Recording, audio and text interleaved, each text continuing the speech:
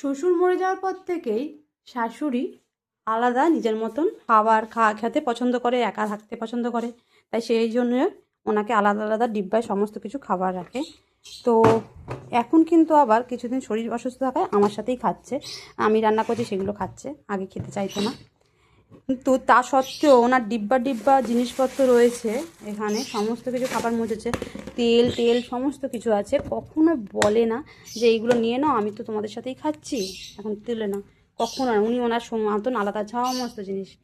আর যেটা আশ্চর্য জিনিস দেখায় সেটাই হলো এই দেখো, এটা চিনতে পারছো?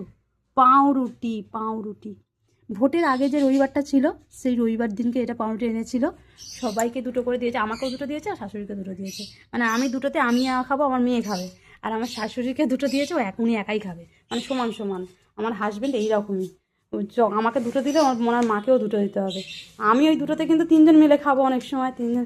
কিন্তু আমার শাশুড়ি একাই খাবে বলে লুকিয়ে রেখেছে, যাতে আমি দেখতে না পাই, আমার মেয়ে দেখতে না পায়, এরকমভাবে লুকিয়ে রেখেছে। আর এই এতগুলো ডাব্বা রাখতে না রেখে, এই ডাব্বাগুলো রাখলে দেখতে পাবো, এগুলো দেখতে পাবো, তাই লুকিয়ে রেখেছে 3টে ডাব্বার উপরে ভিতরে। এই রকম আমার শাশুড়ি। তাহলে সোনাদানা কি আমার সামনে রাখবে? সোনাদানা তো আরোই ভিতরে ঢুকিয়ে রাখবে। আর আমি যে পাউরুটিটা আমায় দিয়েছিল সেটাও কিন্তু আমার খাওয়া হয় না, কেননা পরের দিনকে না পিঠাই পরোটা নাকি কিনে এনেছিলো, তার জন্য এই টিফিনে এই পরোটাটা খেয়ে আর এইগুলো খাওয়া হয় না। তো আমার শাশুড়ি রেখে দিয়েছে ডাব্বায়, তাই পুরো পচে নষ্ট হলো। আর আমি রেখেছিলাম ফ্রিজে, দেখো আমারটা এখনও ফ্রেশ আছে, কেননা ভালোই আছে, ফ্রিজে প্যাকেট করে রেখে দিয়েছিলাম। তো বলো আমার শাশুড়ি কত গোপন করে রেখে দিয়েছে পাউরুটি, তাহলে সোনাদানার গয়না কী করবে?